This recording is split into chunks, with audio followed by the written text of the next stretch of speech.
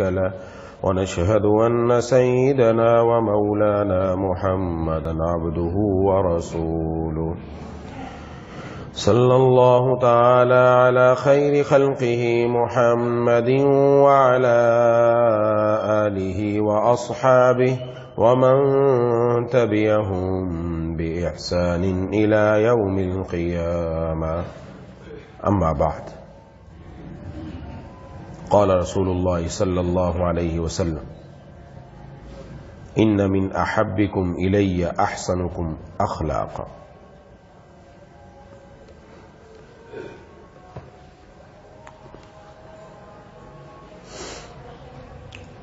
میرے دوستوں اور ساتھیوں،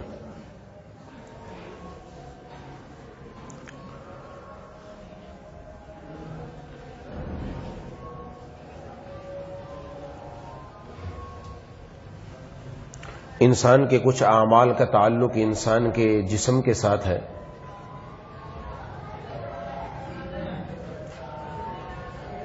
جیسے روزہ رکھنا ہے،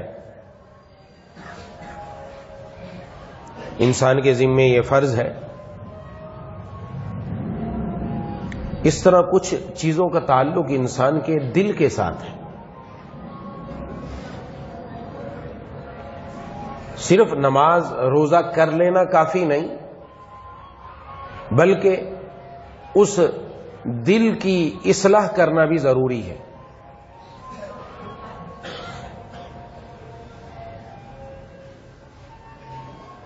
جناب نبی کریم صلی اللہ علیہ وسلم نے اخلاق کی درستگی اس پر بہت زور دیا ہے. ہمارے ہاں اخلاق صرف اس چیز کا نام ہے کہ کوئی آدمی آئے تو اس کے مسکرا کر مل لو، یہ اخلاق ہے. یہ اخلاق نہیں ہے. اخلاق اس کا نام نہیں ہے کہ مسکرا کر مل لو. یہ جو انسان کا دل ہے، اس کے اندر کچھ خواہشات، کچھ جذبات پیدا ہوتے ہیں.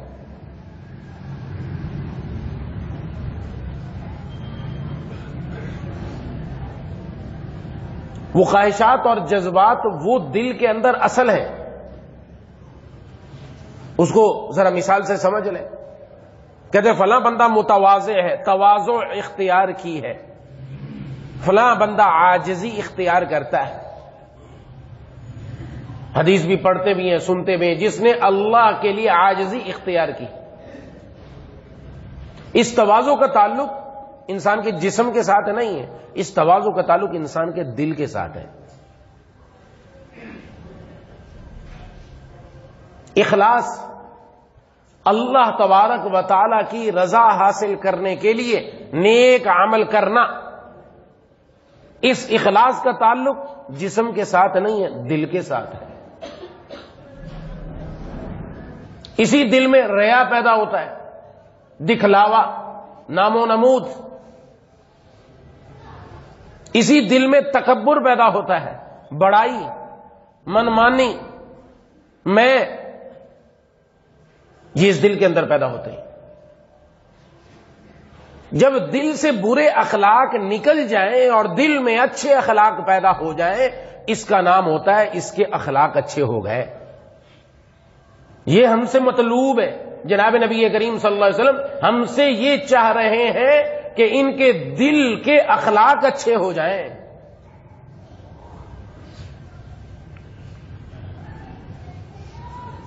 اور اسی لیے جناب نبی کریم صلی اللہ علیہ وسلم نے اس کی اہمیت حدیث شریف میں بیان فرمائی. ارشاد فرمایا کہ ان من احبکم الی احسنکم اخلاقا. تم میں سے میرے نزدیک سب سے زیادہ پیارا وہ بندہ ہے جس کے تم میں سب سے زیادہ اچھے اخلاق ہیں. یہ نہیں ارشاد میں تم میں سب سے زیادہ پیارا وہ بندہ ہے جو نماز زیادہ پڑھنے والا ہے، نوافل زیادہ پڑھنے والا ہے. نہ، تم میں سب سے زیادہ میرے ہاں پیارا بندہ وہ جس کے تم میں سب سے زیادہ اچھے اخلاق ہیں. دوسری حدیث میں ارشاد فرمایا ان من خیارکم احسنکم اخلاقا. تم میں سے بہترین انسان وہ ہے جس کے تم میں سب سے زیادہ اچھے اخلاق ہیں. ایک تیسری حدیث میں ارشاد فرمایا ان اثقل شیء یوضع فی میزان المؤمن یوم القیامۃ خلق حسن. قیامت کے دن سب سے زیادہ وزنی چیز جو نامہ اعمال میں رکھی جائے گی، فرمایا وہ اچھے اخلاق ہیں. جس سے نامہ اعمال سب سے زیادہ وزنی ہوگا وہ اچھے اخلاق ہیں. ایک حدیث میں پوچھا گیا کہ اللہ کے رسول صلی اللہ علیہ وسلم انسان کو سب سے بہترین چیز کیا عطا فرمائی گئی؟ آپ نے فرمایا الخلق الحسن، اچھے اخلاق اس کو دیے گئے. ایک حدیث شریف میں فرمایا، یہ عجیب حدیث ہے، ان المؤمن لیدرک بحسن خلقہ درجۃ قائم اللیل وصائم النہار. انسان اچھے اخلاق کے ذریعے وہ درجہ پاتا ہے جو درجہ وہ بندہ حاصل کرتا ہے جو دن بھر روزہ رکھتا ہے، رات بھر اللہ کے سامنے قیام اللیل کرتا ہے. اس بندے کو جو درجہ حاصل ہوگا اس کو یہ درجہ مل جاتا ہے اچھے اخلاق کے ذریعے سے. اچھے اخلاق مسکرا کر ملنے سے حاصل نہیں ہوتے، فیس بک پر یا واٹس ایپ پر احادیث شیئر کرنے سے نہیں ہوتے، ایک دوسرے کو حدیثیں بھیجنے سے اچھے اخلاق پیدا نہیں ہو جاتے، یہ اچھے اخلاق پیدا کرنے پڑتے. جس طریقے سے نماز پڑھنا فرض ہے، اچھے اخلاق حاصل کرنا بھی فرض ہے. اس کی میں چند مثالیں عرض کروں گا، بات مزید سمجھ میں آ جائے گی. یہ اچھے اخلاق جب تک نہ ہو بندہ سیدھا نہیں ہوتا، ٹیڑھا رہتا ہے.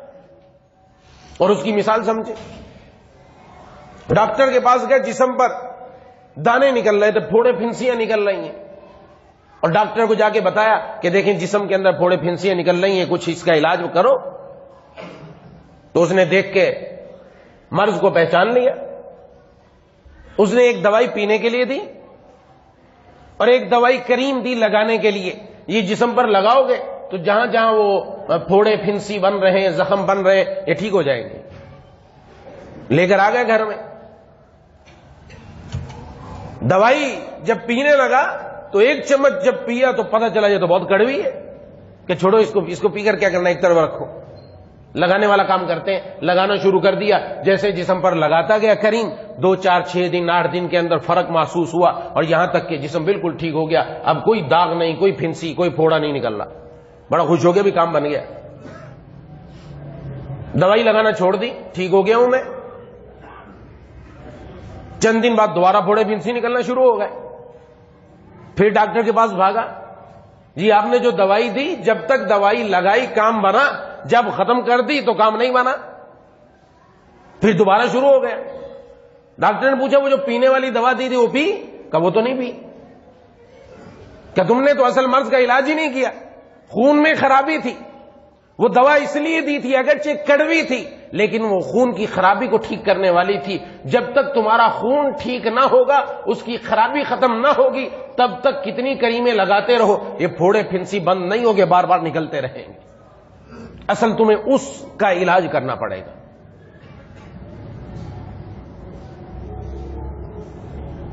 کسی مالدار آدمی کو دیکھ کر، کسی منصب والے کو دیکھ کر چہرے کے اوپر خوشی اور چہرے پر مسکراہٹ کا آ جانا، اور کسی غریب آدمی کو دیکھ کر اور اس سے بات کرتے ہوئے غصہ آ جانا، اس بات کی علامت ہے کہ اس بندے کے دل کے علاج کی ضرورت ہے، اس کے دماغ کی علاج کی ضرورت ہے. فرق کیوں ہو رہا ہے انسان کے بدلنے سے؟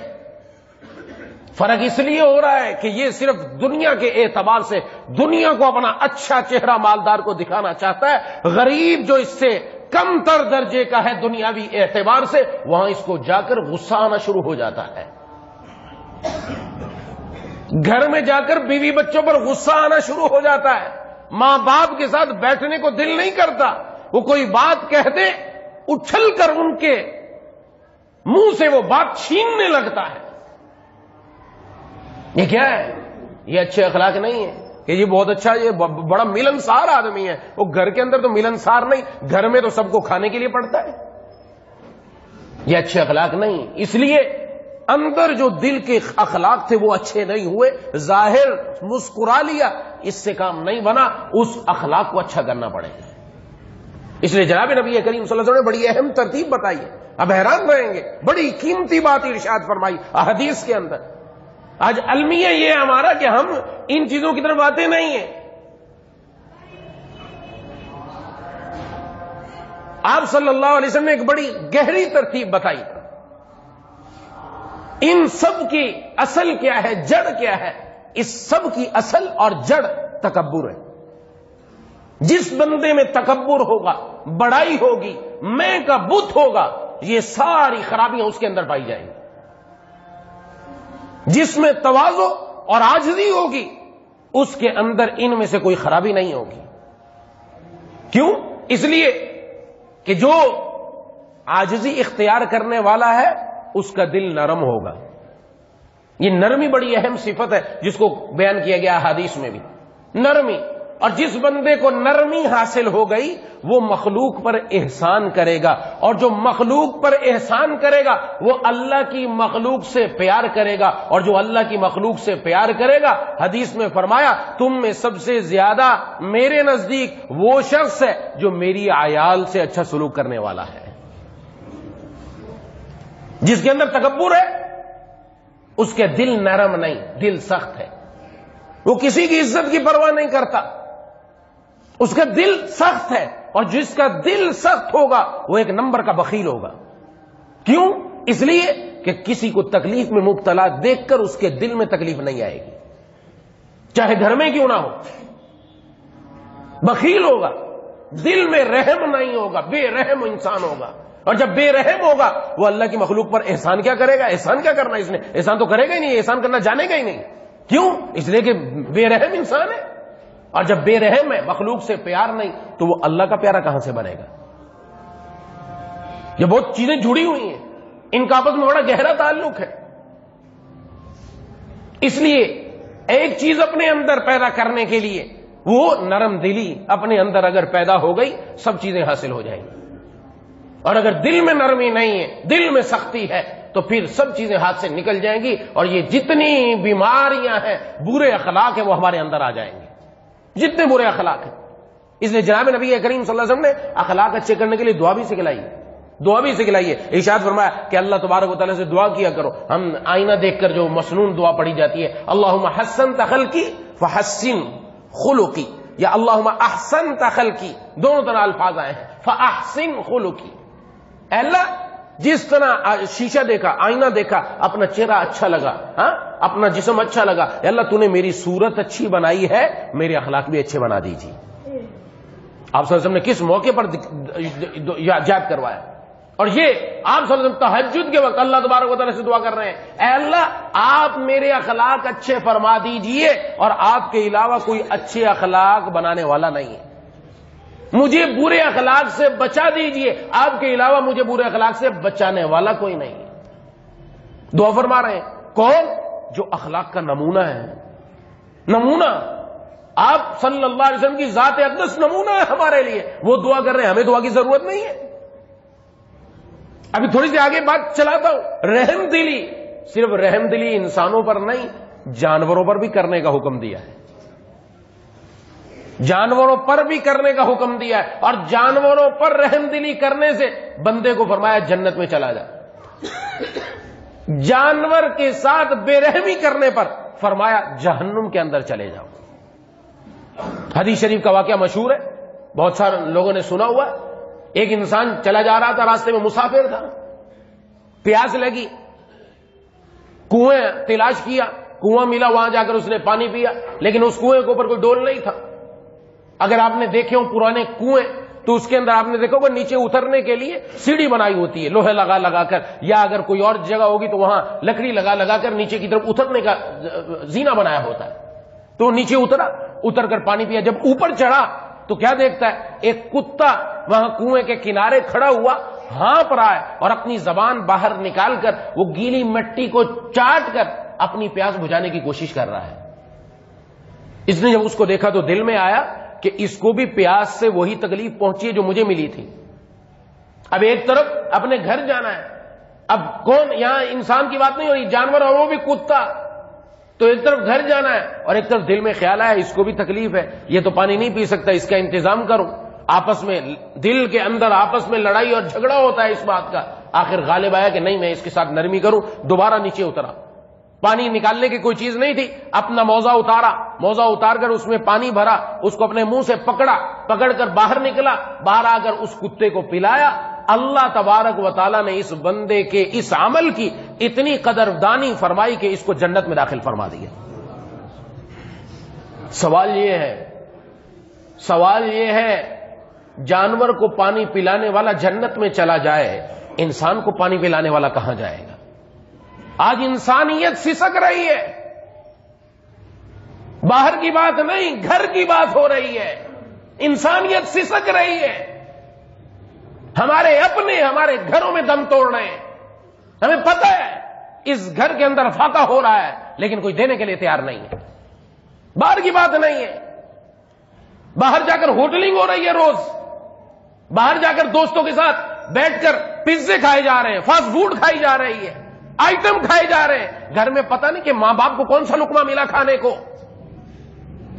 وہ ماں باپ جن کے حلق سے لقمہ نہیں اترتا تھا جب تک بچہ گھر میں نہ آ جائے، یہ گھر آ جائے تو ہمارے حلق سے لقمہ اترے گا، اور آج کیفیت یہ کہ ان ماں باپ کا پتہ نہیں، یہ بھی پتہ نہیں کہ میرے ماں باپ کو پسند کیا ہے، مہینے میں ایک مرتبہ بھی اگر ان کی پسندیدہ چیز لا کر دے دی، وہ باپ جو روزانہ اس کی پسند کی چیز لایا کرتا تھا، میرے بیٹے کو یہ پسند ہے اس کو یہ دے دو، آج وہ ترس رہے ہیں۔ میں یہ ایسے باتیں نہیں کرتا، میرے سامنے واقعات ہیں، ان لوگوں کی اپنی کیفیات ہیں جو آ کر بیان کرتے ہیں۔ اس ماں کو کیا کروں جس نے فون کر کے مجھے بتایا اور رو رہی تھی کہ میرا بیٹا روز آ کر مجھے مارتا ہے، اس ماں کو کیا کریں کہ جس کے سر پر پسٹل لے کر بچہ کھڑا ہو گیا، پیسہ نکال نہیں تو تجھے ابھی گولی مارتا ہوں۔ بے رحمی کی انتہا ہو چکی ہے، اس لیے کہ اپنے اندر سمجھتا میرے پاس پیسہ ہے، میں جوان ہوں، میرے ہاتھ میں منصب ہے، رتبہ ہے، کیا کرے گا تو؟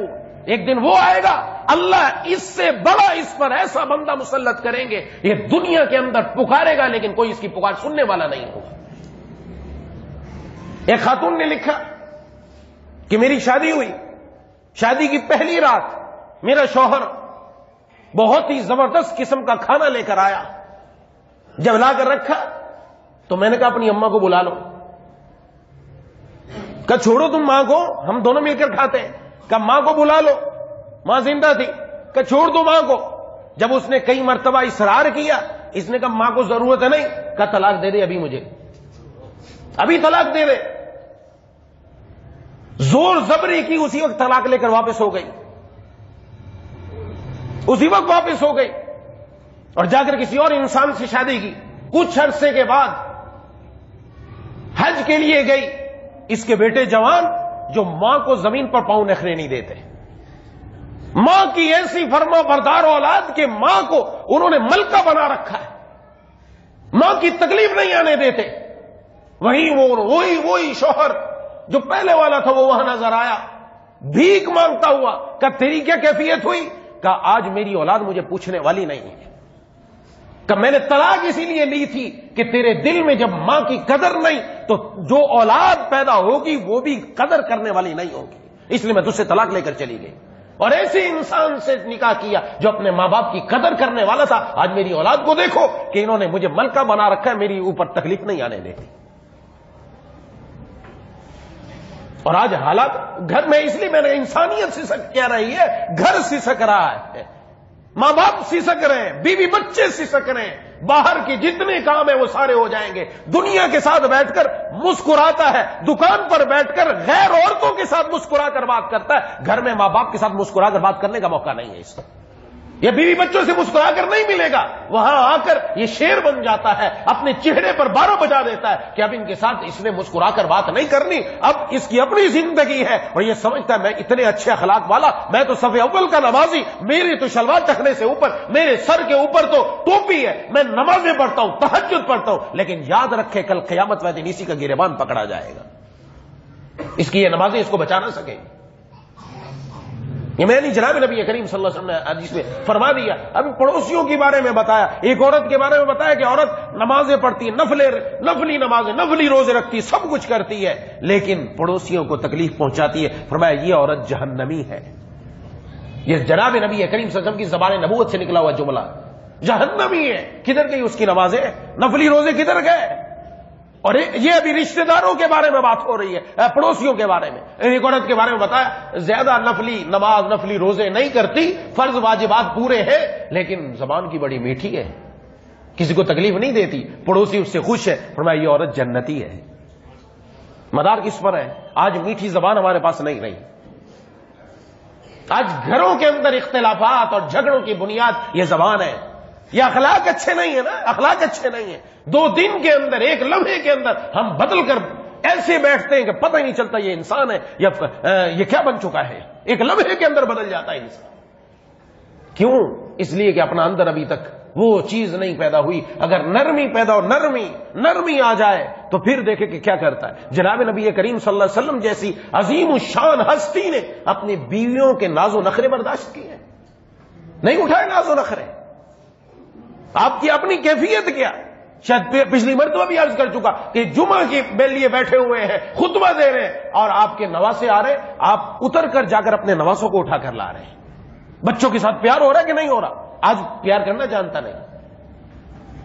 اس لیے فرمایا الراحمون یرحمہم الرحمن، جو رحم کرنے والا ان پر رحمان رحم کرتا ہے. ارحموا من فی الارض، تم رحم کرو زمین والوں پر، آسمان والا تم پر رحم کرے گا. یہ کیفیت جب تک پیدا نہیں ہوگی کیسے بنے گا؟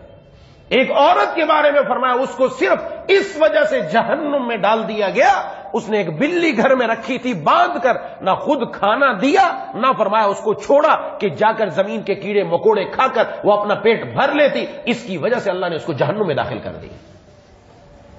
جانور پر رحم نہ کرنے سے بندہ جہنم میں جائے گا، اور اپنوں سے بے رحمی کرنے پر وہ کہاں جائے گا؟ آج ہم سوچنے کا مقام ہے ہم کس دنیا میں رہ رہے ہیں. آج ایسی نفسا نفسی کا عالم ہو چکا ہے ہمیں پتہ ہی نہیں ہے. خدا کے لیے یہ سوشل میڈیا کی زندگی سے باہر آ جاؤ، یہ فیس بک اور واٹس ایپ کی زندگی سے باہر آئے، اپنی حقیقی زندگی کی طرف آئے، حقیقی زندگی کی طرف. یہاں فیس بک پر شیئر کرنے سے، واٹس ایپ پر شیئر کرنے سے، ایک دوسرے کو بتانے سے کچھ نہیں ملنا. یہاں سے اخلاق اچھے نہیں ہونے، یہاں کچھ نہیں ہونا ہے اپنی حقیقی زندگی میں. جب تک عمل لے کر نہیں آئیں گے کام نہیں بن سکتا، عمل لانا پڑے گا. جناب نبی کریم صلی اللہ علیہ وسلم ایک باغ میں تشریف لائے، ایک اونٹ رونے لگا، اور آپ صلی اللہ علیہ وسلم کا معجزہ، بہت سارے معجزے ہیں، آپ کو اس کی زبان سمجھ میں آئی وہ رو کر کیا کہتا ہے. آپ صلی اللہ علیہ وسلم اس کے قریب گئے، اس کے چہرے پر ہاتھ پھیرا، چپ ہو گیا. اس کے مالک کو بلاؤ، مالک کون ہے؟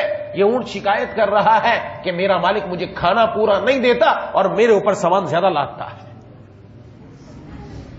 یہ آپ صلی اللہ علیہ وسلم جانوروں پر رحم کا حکم ہے. یہ ہمارا دین تو وہ ہے، یہاں تو انسانوں پر رحم نہیں کھایا جا رہا.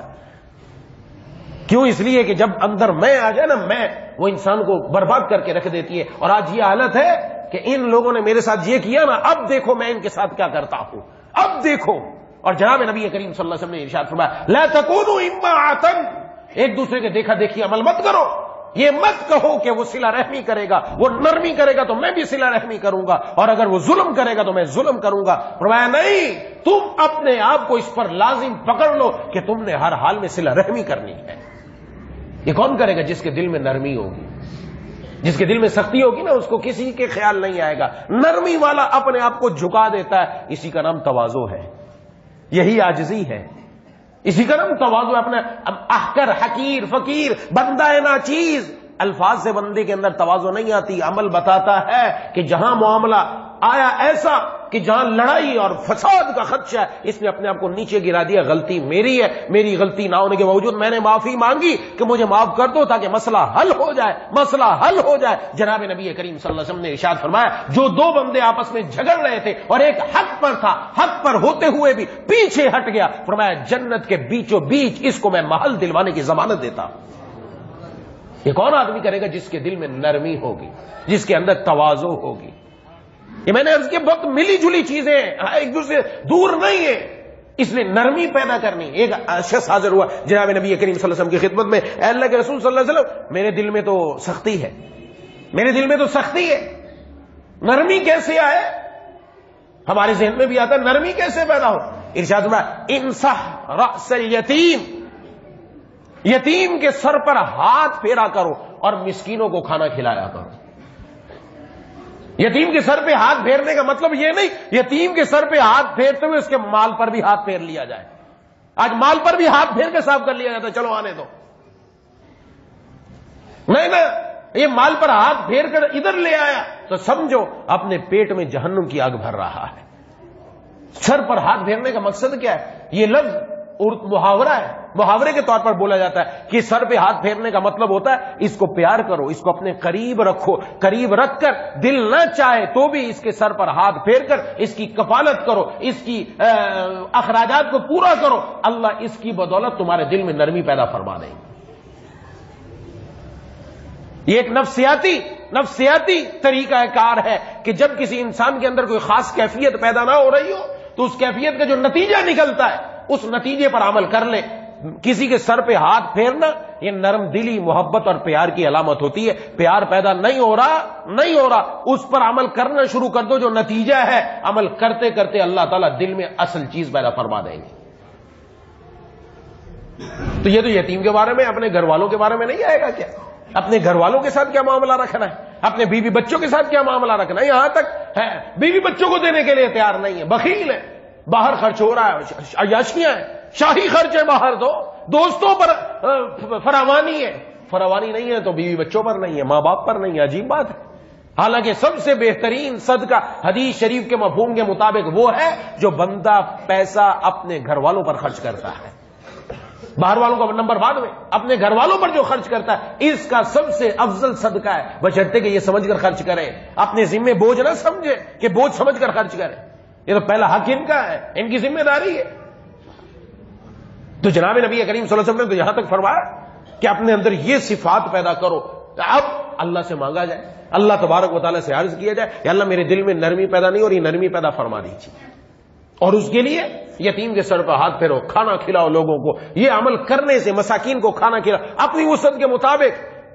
جب انسان کے دل میں نرمی آتی ہے نا تو پھر وہ سخاوت بھی کرتا ہے. نرمی نہیں ہوگی سخاوت نہیں کرے گا. السخی قریب من اللہ، قریب من الناس، قریب من الجنہ، بعید من النار. سخی اللہ کے قریب، بندوں کے قریب، جنت کے قریب ہے، دوزخ سے دور ہے. اس کا دوزخ سے واسطہ نہیں ہے، سخی دوزخ کے قریب نہیں جا سکتا. اور والبخیل بعید من اللہ، بعید من الناس، بعید من الجنہ، قریب من النار. اور بخیل یہ اللہ سے دور، لوگوں سے دور، جنت سے دور، ہاں جہنم کے قریب ہے. یہ صفات یہ ساری جب انسان کے دل کے اندر یہ نرم دلی اور تواضع پیدا ہو جائے تو کام بن جائے گا. اس لیے اللہ سے مانگنا چاہیے. اللہم اجعل فی عینی صغیرہ وفی اعین الناس کبیرہ. ہم یہ نہیں کہتے، دین یہ نہیں کہتا لوگوں کے سامنے اپنے آپ کو ذلیل کر دو، یہ نہیں کہتا. عزت نفس اور چیز ہے، عاجزی اور چیز ہے، دونوں میں فرق ہے. عاجزی کا مطلب انسان اللہ تبارک و تعالیٰ کی طرف نظر رکھتا ہے. آپ صلی اللہ علیہ وسلم نے جو دعا سکھائی اس میں یہ بتلایا، اے اللہ مجھے میری نظر میں چھوٹا کر دے. میری نظر میں، ہم اپنی نظر میں آج بڑے ہیں، میں نے اپنا قیمت لگا رکھی ہے، میری قیمت یہ ہے، میرا منصب ایسا ہے، میرے پاس پیسہ ہے، دولت ہے، بینک و بیلنس ہے، کارو کوٹھی بنگلے، میرا یہ قیمت ہے، لہذا میری جب یہ قیمت ہے لوگ بھی مجھ سے ایسے برتاؤ کریں، لوگ بھی مجھے بڑا سمجھے، لوگ بھی مجھے اعلیٰ سمجھے، کوئی اس کے خلاف بات نہ کرے. بات ہو جائے اسی وقت میں غصہ آ گیا مجھے، اور اسی وقت اس سے تو اور میں شروع ہو گئی. کس بات کی علامت ہے؟ اخلاق اچھے نہیں. یہ اپنی نظر میں بڑا ہے، تکبر کر رہا ہے. آج اسی لیے دین پر عمل کرنے میں بھی جو چیز رکاوٹ ہے وہ یہی میں کا بت ہے. اور عاجزی ہوگی، عاجزی کہ اللہ آپ کی کرم نوازی ہے، جو کچھ دیا ہے آپ نے دیا ہے، میرا تو کوئی کمال نہیں، آپ نے اس نالائق کو بہت کچھ عطا فرما دیا، آپ کی کرم نوازی، اس کے اندر شکر پیدا ہوگا، عاجزی پیدا ہوگی. پھر اپنے آپ کو جھکا کے رکھے گا، بڑے کتنا بھی مالدار ہو لیکن جھکا کے رکھے گا، کسی کے اوپر ظلم نہیں کرے گا، کسی غریب کو دھتکارے گا نہیں کہ اس کے پاس پیسہ نہیں ہے، منصب نہیں ہے اس لیے اس کو دھتکار دیا جائے. نہیں، وہ اپنے اندر یہ چیز پیدا کرے. یہ صفت آج اپنے اندر پیدا کرنے کی ضرورت ہے، اور اللہ سے مانگنے کی ضرورت ہے کہ اچھے اخلاق اللہ سے مانگے جائیں جن کا تعلق دل کے ساتھ ہے. اور جب یہ صفت پیدا ہو گئی تو پھر اس کے بعد سارے معاملات اچھے ہوتے چلے جائیں. حضرت ابوبکر صدیق رضی اللہ تعالیٰ عنہ جناب نبی کریم صلی اللہ علیہ وسلم کے ساتھ بیٹھے ہوئے تشریف فرماتے. ایک آدمی نے حضرت ابوبکر رضی اللہ تعالیٰ عنہ کو برا بھلا کہنا شروع کیا. اور حدیث شریف میں ہے کہ آپ صلی اللہ علیہ وسلم یتعجبوا ویتبسموا، آپ صلی اللہ علیہ وسلم دیکھ کر مسکرا رہے ہیں کہ یہ بندہ برا بھلا کہہ رہا ہے، اور حضرت ابوبکر صدیق رضی اللہ تعالیٰ عنہ خاموش بیٹھے ہیں. آپ صلی اللہ علیہ وسلم نے ارشاد فرمایا. اچھا، جب وہ زیادہ ہی برا بھلا کہنا شروع کیا تو حضرت ابوبکر صدیق رضی اللہ تعالیٰ عنہ نے اس کی کسی ایک بات کا جواب دے دیا. جواب دینے کی دیر تھی، فرمایا جناب نبی کریم صلی اللہ علیہ وسلم ناراض ہو کر اٹھ کر چل دیے. میں نے عرض کیا اللہ کے رسول صلی اللہ علیہ وسلم، جب تک وہ برا بھلا کہہ رہا تھا آپ مسکرا رہے تھے، جب میں نے اس کی کسی بات کا جواب دیا آپ غصے سے اٹھ کر چلے گئے. فرمایا جب تک تم نے جواب نہیں دیا اللہ تعالیٰ کی طرف سے فرشتہ مقرر تھا جو تمہاری طرف سے جواب دے رہا تھا، اور جب تم نے جواب دیا وقع الشیطان، شیطان بیچ میں آ گیا، اب لڑائی ہوگی، اب جھگڑا ہوگا. اور پھر آپ صلی اللہ علیہ وسلم نے ارشاد فرمایا اے ابوبکر تین باتیں حق ہیں، کسی بندے پر کوئی ظلم نہیں کیا گیا، اس نے اللہ کی رضا کے لیے اپنے آپ کو نیچا کر دیا، چھپا دیا، فرمایا اللہ اس کی وجہ سے اس بندے کو عزت عطا فرمائیں گے. اور دوسرا بندہ، کسی بندے نے دینے کا دروازہ نہیں کھولا، اللہ کے راستے میں دینے کا دروازہ نہیں کھولا، اور اس کے ذریعے اللہ تبارک و تعالیٰ کی رضامندی اور یہ صلہ رحمی کر رہا تھا، فرمایا اللہ اس کو اور زیادہ مال عطا فرمائے گے. اور تیسری بات ارشاد میں، کسی نے سوال کا دروازہ، لوگوں کے سامنے ہاتھ پھیلانے کا دروازہ نہیں کھولا، مگر اس کی وجہ سے اللہ تعالیٰ اس کا مال اور زیادہ کم کر دیں گے. تو اصل چیز اللہ سے مانگنے کی ہے. جب آئینہ دیکھے تو اس وقت آئینے والی دعا پڑھی جائے، اور جب اللہ تبارک و تعالیٰ کے سامنے عبادت کریں اس کے بعد اس دعا کا اہتمام، اللہم اجعل فی عینی صغیرہ وفی اعین الناس کبیرہ، اللہ مجھے میری نظر میں چھوٹا کر دے، لوگوں کی نظر میں بڑا کر دے، لوگوں کی نظر میں بڑا کر دے. یہ بتا دیے یہ ہمارے دل کی بات ہے، بڑا کر دے، لوگوں کی نظر میں ذلیل نہ ہوں، لوگوں کی نظر میں میری عزت ہو، لوگوں کی نظر میں میری قدر ہو، لیکن خود میری نظر میں مجھے چھوٹا کر دے تاکہ میرے اندر تکبر والی چیز اور تکبر والی صفت پیدا نہ ہو. دعا ہے کہ اللہ تعالیٰ مجھے اور آپ کی ان باتوں پر عمل کرنے کی توفیق عطا فرمائے. وآخر دعوانا الحمدللہ رب العالمین.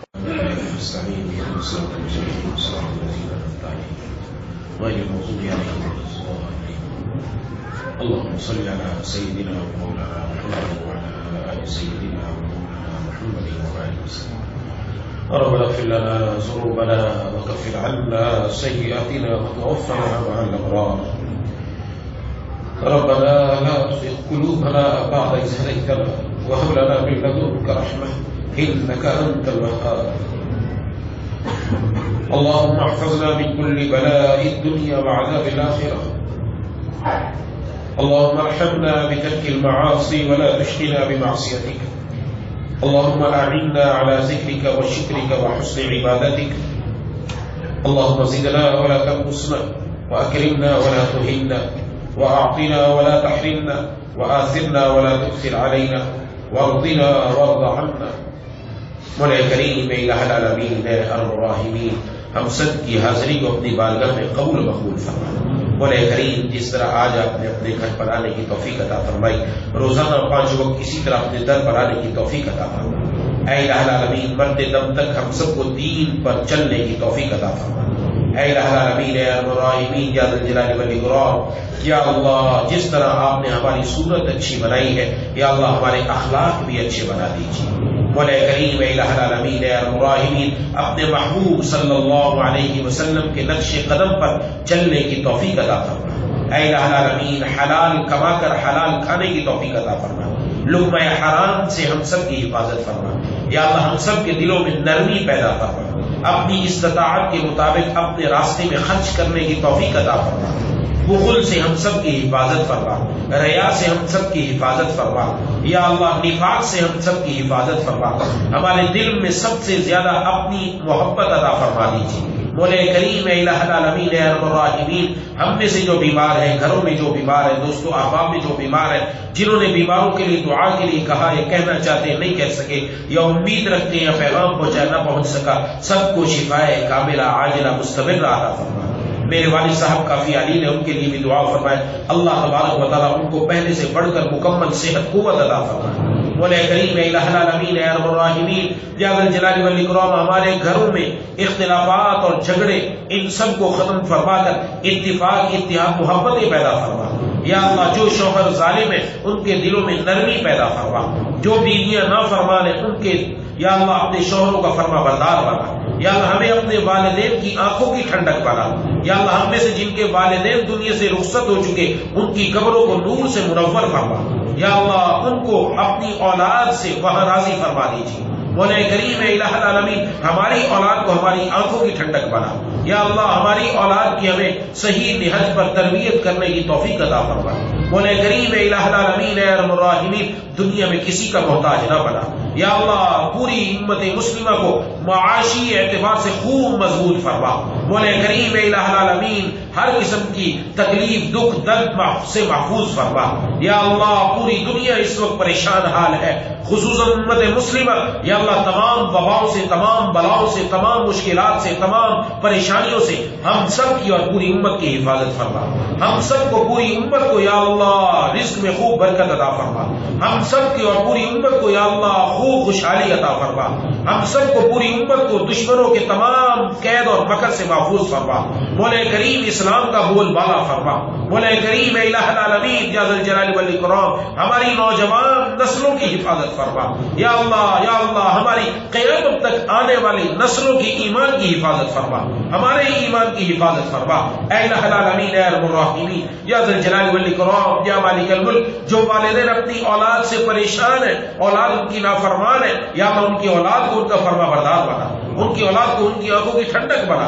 اے الہ العالمین اے ارحم الراحمین یا ذی الجلال والاکرام جتنے بھی ساتھی مجھ سمیت موجود ہیں ہم سب کے دلوں میں جتنی جائز تمنا ہے پوری فرما. یا الہ العالمین دنیا میں جہاں کہیں دین کا جس انداز میں کام ہو رہا ہے سب قبول فرما. مجاہدین کی تبلیغی جماعتوں کی مدارس کی مساجد کی خانقاہوں کی علماء کی تمام مسلمانان عالم کی حفاظت فرما. اے الہ العالمین اے ارحم الراحمین یا ذی الجلال والاکرام ہمارے رزق میں خوب برکت عطا فرما. ماہانہ سالانہ یومیہ خرچے بآسانی پورے فرما. کسی کے سامنے ہاتھ پھیلانے کی نوبت نہ آئے. یا اللہ دنیا کا محتاج نہ بنا صرف اپنا محتاج رکھ. غیر سے ہمارے تمام ضروریات کو پورا فرما. مولا کریم الہ العالمین یا اللہ ہمیں اپنی ذات پر صحیح توکل کرنے کی توفیق عطا فرما. اے الہ العالمین اے ارحم الراحمین ہم میں سے جو مقروض ہیں ان کے قرضوں سے رہائی نصیب فرما.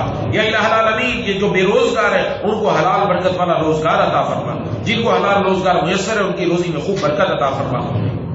جو بے اولاد ہے بہت سارے ساتھی ایسے جن کی اولاد نہیں دعا کے لیے کہتے رہتے یا اللہ ان سب کو نیک صالح اولاد عطا. یا الہ العالمین یا ارحم الراحمین یا ذی الجلال والاکرام یا ارحم الراحمین ہم میں سے کسی کو محروم نہ فرما. یا اللہ نرمی اور سخاوت اور اپنے بندوں کے اوپر شفقت اور اپنے پیاروں میں ہم سب کو شامل فرما. اللهم كل خير لكل مسلم ومسلمة اللهم ارحم امة محمد صلی اللہ علیہ وسلم. یا اللہ ہم سب کو قلب سلیم فہم سلیم عقل سلیم عطا فرما. عقل سلیم پر فضل عظیم عطا فرما. رقیق القلب رحیم المزاج حلیم التوابع. سلامتی اعضاء سلامتی ایمان کے ساتھ زندہ رکھ. سلامتی اعضاء سلامتی ایمان کے ساتھ دنیا سے اٹھائیے. ربنا تقبل منا انك انت السميع العليم وتب علينا انك انت التواب الرحيم. حاسدین کے حسد شریروں کے شر اور نظر بد سے ہم سب کی ہماری اولادوں کی ہمارے گھر والوں کی یا اللہ سب مسلمانوں کی حفاظت فرما. ربنا تقبل منا انك انت السميع العليم وتب علينا انك انت التواب الرحيم. صلی اللہ تعالی علی خلق محمد وعلی آلہ.